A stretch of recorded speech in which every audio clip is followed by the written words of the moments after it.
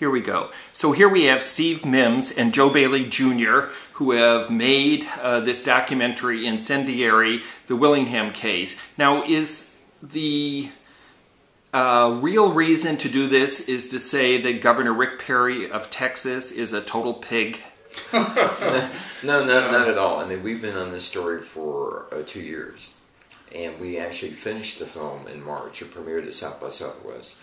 And then, since then, we've had to re-edit it, add a little epilogue, because there are events that happened since then that had to go into the film. But no, not at all. We were originally inspired to do it based on the conflict between law and science and justice. And it just so turns out that this particular case illustrates the problems with that. And it turns out that Rick Perry is part of that. Well, Todd Willingham, that's the man's name who was executed as an innocent person for the arson murders of his 3 young children in 1991. He was executed in 2004, and Perry refused a stay of execution for even 30 days to review the material, which was by experts in fire science, which did not really exist in 1992 when he had his first trial, and which Texas has since adopted. Right. So basically, the science you're talking about is that prior to this, it was old wives' tales, what they call witchcraft. It was the myth that one firefighter would teach another firefighter about how a fire worked, and that they were declaring arson all over the place when none really existed, because there was never any scientific basis for investigating a fire. That's right. Yeah, the really interesting thing timing-wise about that is that 9 days after Willingham was brought in for the crime of setting fire to his home with his children inside, NFPA 921 was published, which is the National Fire Protection Association's field manual on fire investigations. And that was the first time that fire science had really been codified in any meaningful way into the practice of regular field fire investigation. And that was distributed over the course of several years. I think by the mid-90s, the Texas Fire Marshal's Office has adopted that as their training manual.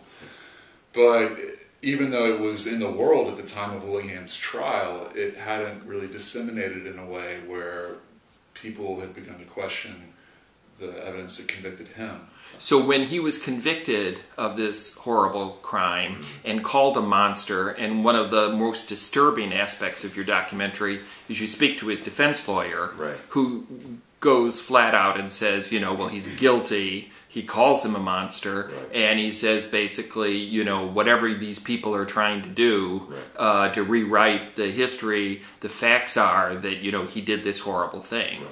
The problem with that is that if you tried to bring a case on the evidence that they used in 1992, now you would not be able to do it. It wouldn't hold. You wouldn't be able to even bring it. And that was true it was actually true at the time of that trial where he was convicted, but it was definitely true by 2004 when he was executed. So, I mean, that's part of the tragedy of the story. They convicted the guy. He was on death row for 12 years in a little room where he was locked up for 23 hours a day, got out for 1 hour a day. And during that time, it became clear that everything that they'd used, including snitch testimony, was not for real. And which was later recanted, but nobody was ever given. Well, one of the things, the reason I brought up the idea of Governor Perry, the Republican presidential candidate at this point, as a total pig, is that, we see how clever he is in squashing any attempt to recast the execution of Todd Willingham as a political liability for him. He removes commissioners on a science forensic commission. He puts his own people in. He shuts down a hearing that goes to rehabilitate Todd Willingham's reputation. And, so it's a very disturbing sense of like a feudal lord taking control of a state, in this case Texas, to his own political ends, and nobody seems to really mind or can do anything about it. Yeah, well, we don't have a narrator in the film, but you do see us kicked out of the first Forensic Science Commission meeting that we go to in violation of Texas law by Governor Perry's stooge. John Bradley, yes. Once again, your words, because we don't use words like that in our film. But, yeah, a lot of people look at this and they say that. And I will tell you that it's not just critics of the death penalty, or it's not just activists or advocates. Kay Bailey Hutchison called it a cover-up. She was the loser in the primary candidate for Perry's third term as governor, right? And then, Deborah Medina, the Tea Party candidate for that primary governor race, she called him a tyrant for doing what he did. And so while we don't use words like that in our film, and we try to be objective, that's how a lot of people see this story from all walks of life. I think I got interested in this case by reading the New Yorker piece. Right. That was written by David Grant, and that's how we got interested as well. But he's not in the film. No, sir. You have Elizabeth Gilbert as a journalist, and who is she exactly, and how did she? We hear how she got involved with the case. It was truly by accident, by marching in an anti-death penalty march, and being said, somebody said, "Why don't you correspond with this death row prisoner?" But what did she end up writing? Yeah, it was actually in her church. They were doing.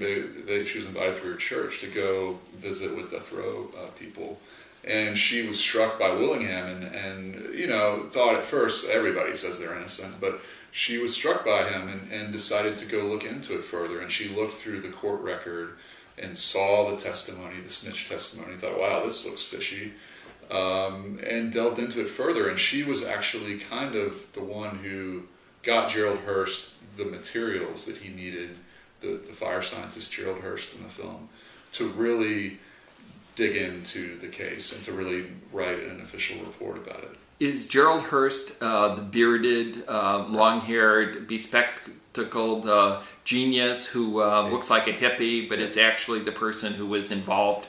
We find out it's rather incredible that he was instrumental in Vietnam with all of these horrible fire bombs and napalm, and you said he invented the Mylar balloon? Yes. Yeah, what is that? Balloon. The Mylar balloon is those happy birthday balloons that stay afloat for months, And go into space. Yeah, go into space. No, he's a brilliant guy, and we had a great time talking with him, and we were convinced by the end of that interview that he would make a film by himself, short of it, besides everything else. And so, yeah, he has a history that is pretty dark in terms of like the Cold War, the Vietnam War, and he's sort of now paying back by advocating for people on a pro bono basis who he believes are wrongfully convicted. Also into the picture, we get Barry Scheck of the Innocence Project, a man who is famous in his own right, was seen in the Hilary Swank movie Conviction about the use of DNA in overturning cases, and you bring up with your fire experts about how this is different than DNA, because you have to go at a fire at the ruins and actually search through for the evidence, which until these new rules became in effect, nobody ever did. Yeah, and Lantini and the other fire expert that's the primary John Lantini. Film, John Lantini, he actually he draws the contrast, but he also says it's similar to DNA in a way. They always say that we've got new DNA evidence, when in fact they're just testing the old evidence. They're looking at old evidence in a new way. And that's the same thing that they're doing with these fire investigations, in the sense that they're looking at old convictions and old evidence and thinking about them in a scientific way, which hadn't been done previously. I think that's what, at the core, what shocked us about David Grant's article, and what shocked us in real time as we're shooting all this footage, is it just seems like common sense. It seems as when you find out that there's a process that's correct, what's the resistance to going back and looking at this and saying like, okay, this is a mistake? And what's the downside, even for a politician, of going like, it seems reasonable that even a politician could say, oh, I'm for the death penalty, except when there's no evidence.